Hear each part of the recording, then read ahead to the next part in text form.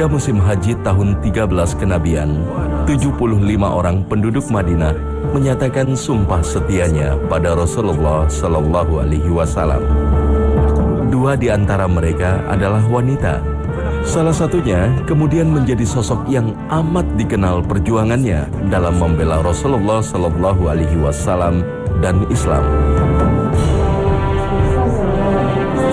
Dia adalah seorang wanita yang setara dengan 1000 laki-laki. Dialah Ummu Imaroh. Ummu Imaroh juga dikenal dengan nama Nusaybah binti Ka'ab. Ia berasal dari suku Najjar, salah satu suku yang ada di kota Madinah. Sebuah suku yang disebut Rasulullah Sallallahu Alaihi Wasallam sebagai suku paling mulia di Madinah. Perlu diketahui bahwa Bani Najjar adalah masyarakat besar, masyarakat yang boleh dikatakan masyarakat paling hebat, karena dia telah melahirkan nasab kebesaran, yaitu Rasulullah Muhammad SAW. Karena Rasulullah Muhammad SAW memiliki sebagian dari darah kota Madinah, yaitu berasal dari ibunya Abdul Muttalib. Karena ibunya Abdul Muttalib adalah seorang wanita Madinah, dan secara khusus adalah dari Bani Najjar. Saat Mus'ab bin Umair ditugaskan Rasulullah Sallallahu Alaihi Wasallam untuk melebarkan dakwah Islam ke Madinah, Islam disambut baik oleh masyarakatnya. Bahkan 75 penduduk Madinah menyatakan sumpah setianya untuk membela Rasulullah Sallallahu Alaihi Wasallam di Bai'at Aqabah kedua. ويشهد بالإسلام بين يديك. ما أسعدنا بلقائك يا رسول الله. يا معشر المسلمين من الأوس والخزرج، يقول لكم رسول الله صلى الله عليه وسلم: أبايعكم على أن تمنعوني مما تمنعون منه أبناءكم ونساءكم، بل الدم الدم والهدم الهدم، أنا منكم وأنتم مني، أحارب من حاربتم وأسالم من سالمتم. هذا والله ما أحببنا. Ummu Imaroh menjadi bagian dari perjanjian ini. يقول لكم رسول الله: أخرجوا إلي 12 نقيبا منكم ليكونوا على قومهم بما فيهم. السلام عليك يا رسول الله، أنا عبد الله بن رواحة. وأنا أسعد بن زرارة، فالسلام عليك يا رسول الله. ومعي 9 من الخزرج. وأنا سعد بن معاذ سيد قومي بني الأوس، ومعي 3 منهم. وأنا أسيد بن حضير، نحن نقباء أهل الإسلام في يثرب، حضرنا إليك يا رسول الله، وعدة الحاضرين من المقاتلين هنا 73 مسلما وامرأتان من النساء. يقول لكم رسول الله: أنتم على قومكم بما فيهم، كفلاء ككفالة الحواريين لعيسى بن مريم، وأنا كفيل على قوم. نعم سمعنا وأطعنا يا رسول الله. والله يقول لكم رسول الله: لكم الجنة. أبسط يدك يا رسول الله كي نبايعك.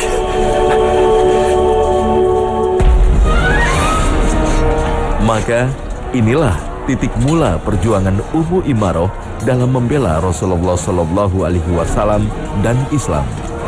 Perjuangan mulia yang melibatkan seluruh anggota keluarganya.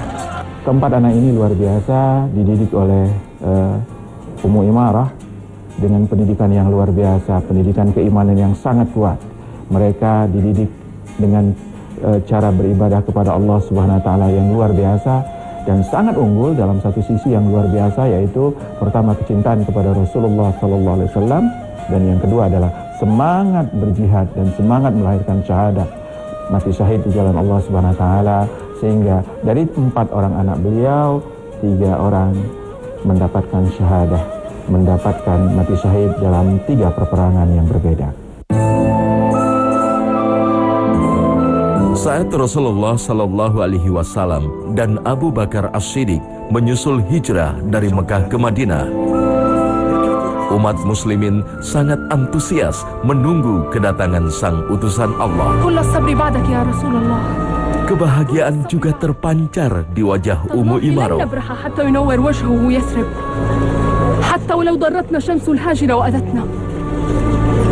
Jazakillahu khairan ya Ummu Amarah.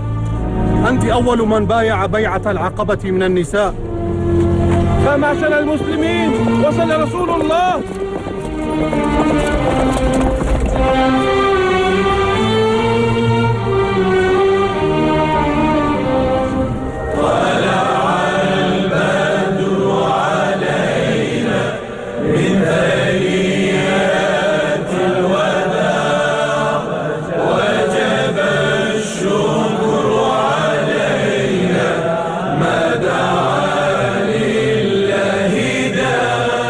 Maka ketika Rasulullah Sallallahu Alaihi Wasallam sampai di Madinah, Ummu Imaroh dan umat muslim lainnya amat bergembira menyambut kedatangan Nabi Allah.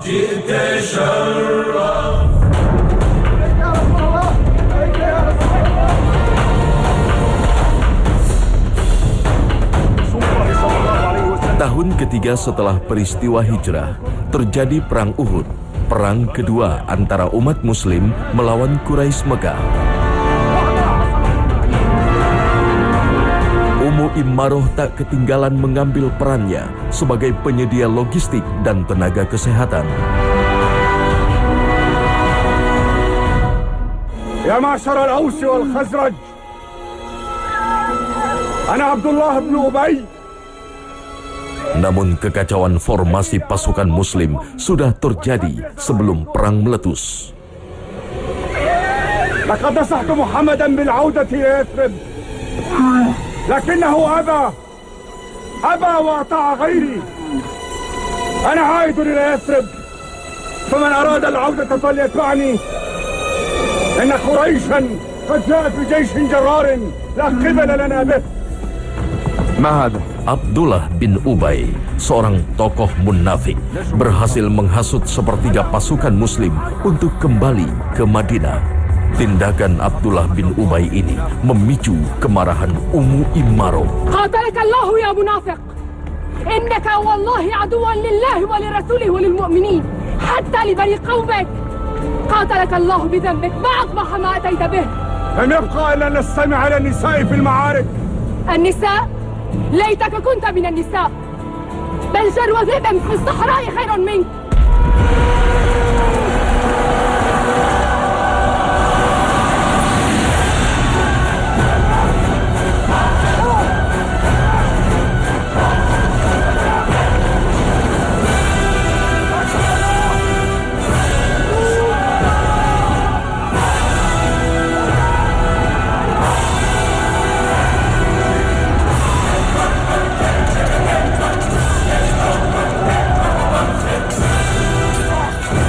Kekacauan formasi perang kembali terjadi saat perang tengah berkecamuk.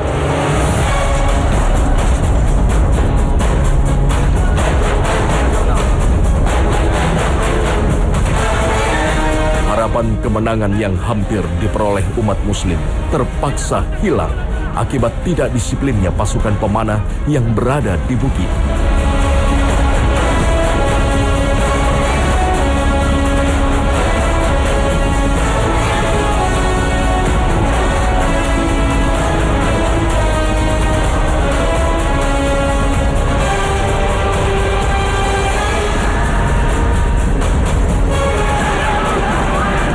Kekuatan pasukan lawan pun mendominasi. Mereka berebut mencari Rasulullah Sallallahu Alaihi Wasallam untuk dibunuh. Maka Ummu Imaroh yang semula hanya bertugas di balik aksi peperangan, lalu terbakar semangatnya untuk melindungi Rasulullah Sallallahu Alaihi Wasallam. Ia pun mengayunkan pedangnya kepada siapa saja yang mendekati Rasulullah Sallallahu Alaihi Wasallam.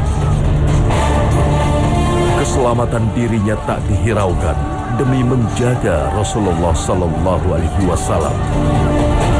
Hingga 13 luka yang bersarang di tubuhnya pun tak ia pedulikan.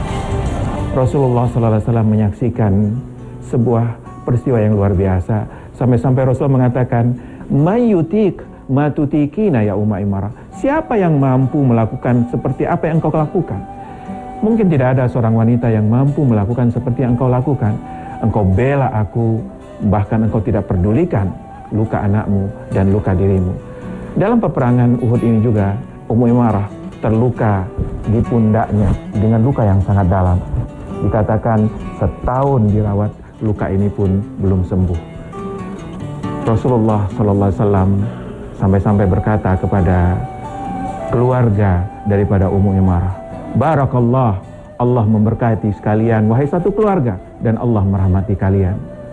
Kesempatan, Ummu Imarah berkata kepada Rasulullah SAW, Ya Rasulullah, wahai Rasulullah, doakan kami menjadi teman-temanmu, menjadi sahabatmu, menjadi orang-orang yang dekat denganmu di surga. Lalu Rasulullah SAW tidak menunda. Allahumma ja'alhum rufaqa'i fil jannah. Ya Allah, jadikan mereka adalah teman-temanku nanti di surga. Ya akhawati ya niswat al-Aus wal Khazraj. Sanadhabu ila ummina Aisyah, zawji Rasulillah. Dalam kesehariannya di Madinah, Ummu Imarah terus aktif belajar Islam, menyampaikan dakwah, hingga menyambung silaturahim di kalangan muslimah. Thumma nadhhabu ila bait ibnatihi Fatimah. لنبارك لها خطبتها من علي بن أبي طالب. ثم نزور بيوت أخواتنا المهاجرات، أم رومان زوج الصديق فهو مريض، وزوج بلال فهو مريض أيضا. ثم نزور صفية أم زبير بن العوام لنبارك لزوجه أسماء ذات النطاقين بابنها عبد الله، أول مولود للمهاجرين في المدينة. ونكحل عيوننا بمرأة رسول الله صلى الله عليه وسلم. صلى الله عليه وسلم. هلموا بنا يا إخوتي.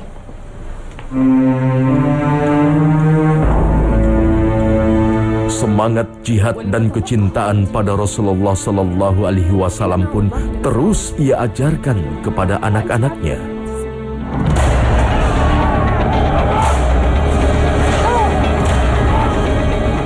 Ummu Imarah pun terus terlibat di berbagai medan peperangan.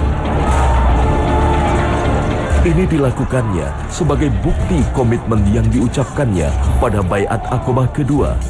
Ummu Imarah radhiyallahu anha, dia adalah termasuk orang awal yang masuk Islam dari kota Madinah. Ini adalah merupakan kehebatan orang-orang awal. Mengapa? Karena mereka mengalami betul masa-masa sulit, masa mengawali. Hari-hari awal adalah hari-hari yang tidak sederhana. Memulai adalah merupakan sebuah aktivitas yang perlu sebuah perjuangan yang tidak kecil. Adapun selanjutnya adalah tinggal melanjutkan. Dan Ummu Imarah memiliki semua ini. Itulah mengapa dia mendapatkan pujian dari Nabi SAW. Bukan hanya dia, tapi berikut seluruh keluarga besarnya.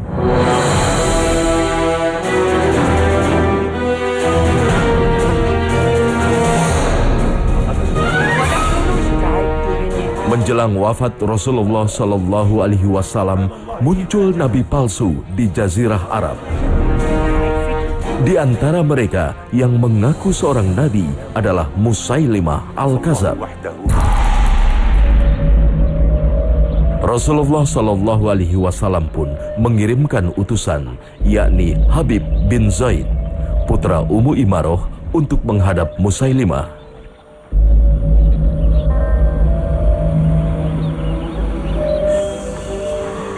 أتشهد أن محمدا رسول الله؟ نعم. أتشهد أني رسول الله؟ Disinilah bukti kuatnya didikan iman yang diajarkan Ummu Imarah pada anaknya.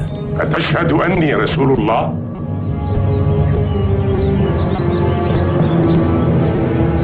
أتشهد أني رسول الله؟ أنا أصم لا أسمع. Habib sang anak tetap istiqomah meski di bawah ancaman Musailimah yang memintanya untuk beriman padanya. Atashhadu anni Rasulullah? Ana asammu la asma. Keteguhan imannya tak berubah meski ia harus kehilangan anggota tubuhnya satu persatu. Atashhadu anni Rasulullah?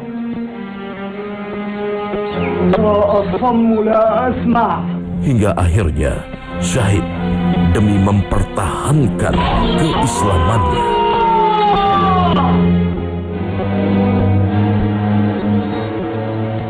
الآن صدق. إنه أصم لا يسمع، وعلى الرسول أن يكون صادقا لا يكذب. Sampailah berita menyedihkan ini pada Ummu Imarah sang bunda radhiyallahu anha. Tentu kepedihan yang luar biasa, tapi yang keluar kalimat yang sungguh sangat menakjubkan, menjadi pelajaran bagi setiap bunda, bagi setiap ibu, setiap keluarga muslim. Kalimatnya luar biasa. Limithli hadza a'dadtuhu wa 'indallahi ihtasabtuhu. Untuk momentum, untuk peristiwa seperti inilah aku siapkan dia. Dan hanya di sisi Allah aku berharap pahalanya. Sangat luar biasa. Jelas targetnya. Bayangkan dipotong organ per organ sampai meninggal. Tidak bergeser imannya sama sekali. Inilah keluarga muslim yang di tangan mereka Islam menjadi besar.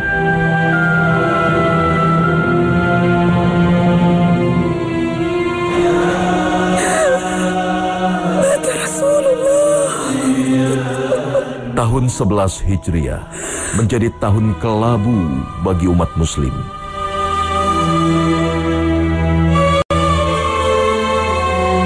Tugas kenabian Muhammad SAW telah usai. Rasulullah SAW wafat. Kesedihan mendalam juga amat dirasakan oleh Ummu Imarah.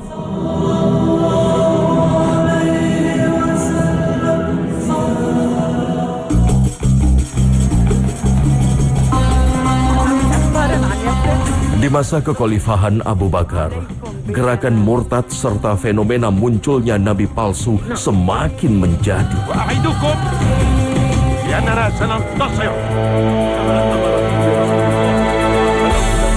Abu Bakar pun mengeluarkan perintah jihad melawan nabi palsu.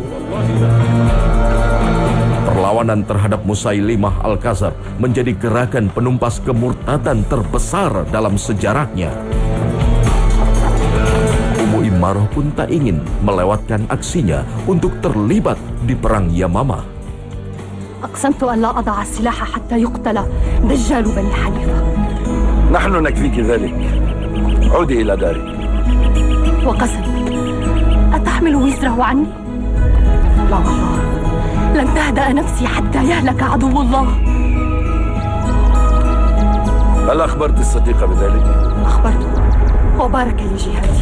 Atas izin Abu Bakar, ia ikut berperang bersama pasukan muslim lainnya.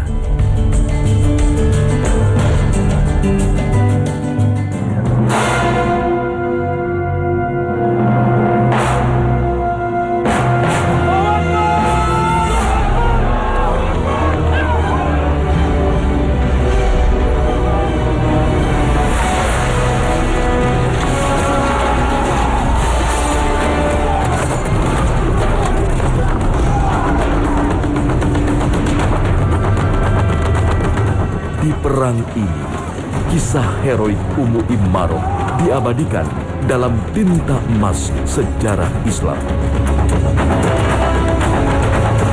Kodratnya sebagai wanita tak lantas memadamkan kobaran semangat jihadnya, meski ia harus kehilangan sebelah tangannya.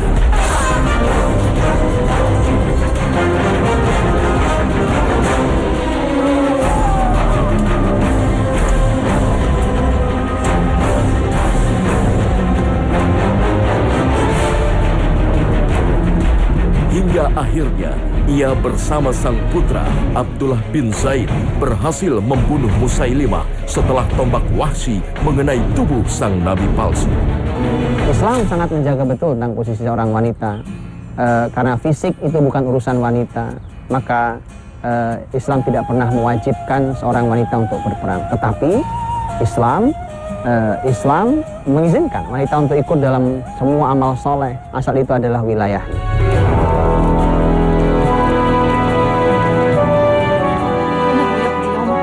Meski telah kehilangan sebelah tangannya, semangat perjuangan Ummu Imarah tak pernah berkurang. Walaupun seorang wanita, keberanian serta ketakwaan Ummu Imarah disejajarkan dengan 1000 lelaki. Tanpa Islam, wanita tidak pernah dimuliakan. Maka yang disebut dengan menjatuhkan wanita bukan hanya posisi yang di bawah, ketika mengangkat wanita melebihi posisinya, itu juga posisi sedang menjatuhkan wanita bahkan tanpa disadari. Karena masyarakat akan mendapati bahwa wanita itu tidak bisa didekati. Fitrah wanita tidak begitu. Fitrah wanita memerlukan seorang suami. Dia selalu merindukan anak-anaknya. Ketika posisi setinggi itu, siapa yang mau mendekatinya? Bahkan mungkin tidak ada laki-laki yang berani menikahinya. Maka Islam hadir memposisikan wanita pada posisi yang paling terhormat, posisi yang paling tepat. Itulah mengapa apapun yang Allah sampaikan dalam Quran, apapun yang disampaikan oleh Nabi dalam hadisnya, seharusnya kita sadari bahwa inilah posisi wanita terbaik.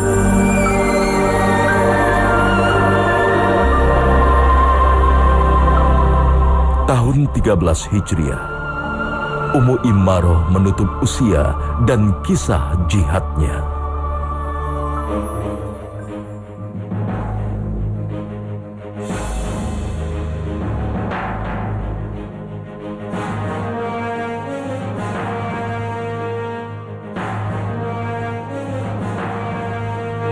Namun sejarah hidupnya terus menjadi teladan bagi seluruh umat di sepanjang masa.